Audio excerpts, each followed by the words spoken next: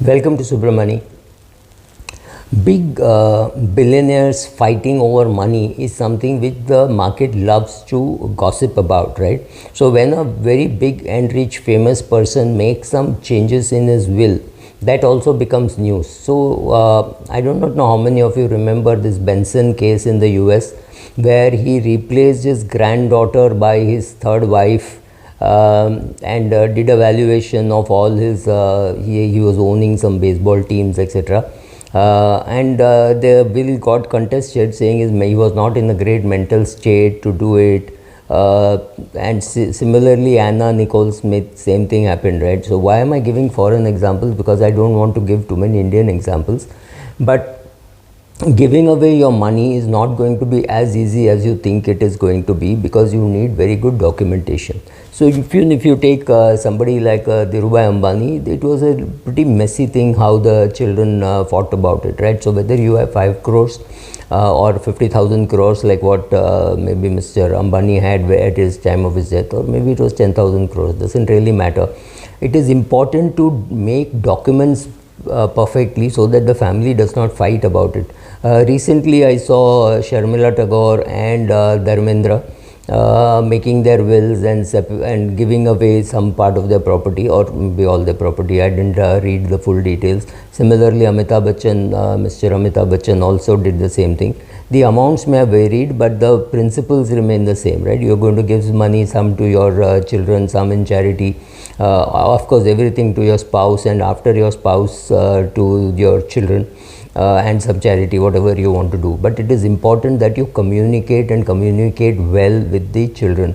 If you have spent a lot of money on one child's education, you may want to give less money to that child and more to another child. You may want to give more money to a child who has got some problems. For example, if you are now 80 years of age, you have a daughter who's lost her husband to a divorce or to death or something, and she does not have enough money. You may consider giving her more money than your other daughter who's settled in US and can't take away the real estate from here. All these things are possible, but you have to communicate, and communicate well. There is no reason why your children should feel that you have favored one kid over the other because you love them more. Creating a letter explaining these things could be useful, but even better than that is to sit down and talk about it. Not that it is easy for people to do, because nobody wants to talk about death. So even if I say here is a lecture on how to make a will, it does not get attended to well, right? I used to do it once upon a time. I'm no longer doing it, but it doesn't get attended well. Retirement itself is seen as a very negative thing. Oh my God, you have to just keep yourself fit, baki, doesn't matter, have fun doing it. All that nonsense comes into it, right? So recently a friend of mine, I asked him, at what age will you go to a old age home? He said age of 85. Now this is some self-confidence, because you think you can do all your work till your age of 85. There are very few people who can do that without the help of their children. When the children help you to do all 90% of the work, like online payment, ticket booking a taxi for you, all that, and then maybe you're cooking and eating, which is fantastic at the age of 80. I'm not saying, I'm not taking anything away, but to think that your faculties will be perfect for you to make this move at the age of 85 is wrong. You may have to do it at an earlier age. But here we are not talking about that. We are talking about giving away your money. It's difficult, especially for small businessmen. This is aimed at them, because a small businessman may want to give away his business to one son, and the other children may not be interested, but the other children may value this as much higher, whereas the child who is taking over this business may not value it much higher. He may think, oh, these guys are having fun with high paid jobs, with a lot of foreign travel, travel by air and staying in 5-star hotels. I get to do none of that, right? Because you don't have the heart to spend money, or whatever be the reason.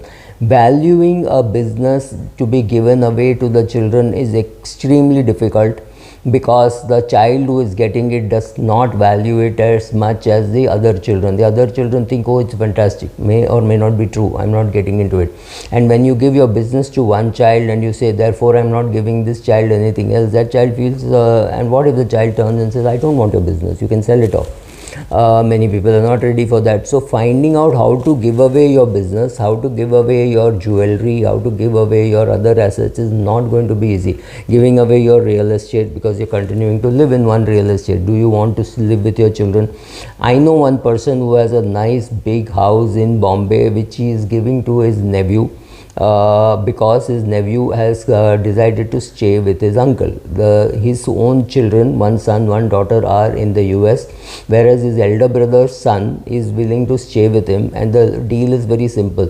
You stay with me, look after me, and end of my life this real estate belongs to you, right? Not a bad deal at all, because a house in Bombay is really worth a lot. But then, like Cyrus Mistri's case, what happens if the nephew dies before the uncle, right? These things can happen. But anyway, that apart, valuing your business, and how much will you want to give to your spouse, ex-spouse, children of ex-spouse, right?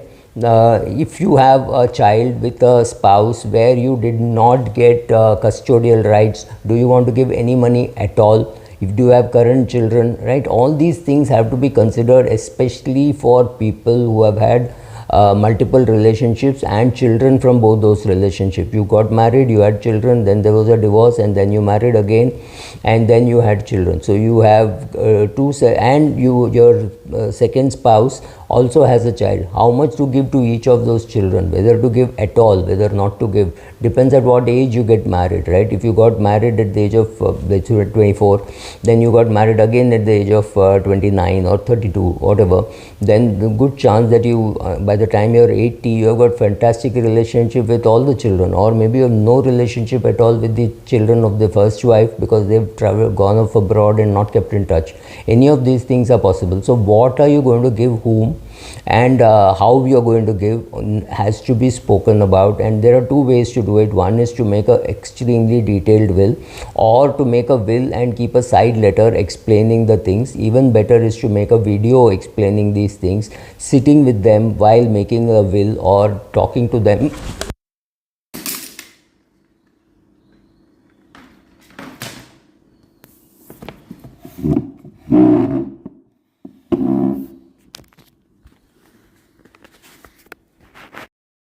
I'm also sure that in the notes on this video or on the comments on this video, people will say, which is more important, nomination or will? Fairly obvious, will is more important than nomination.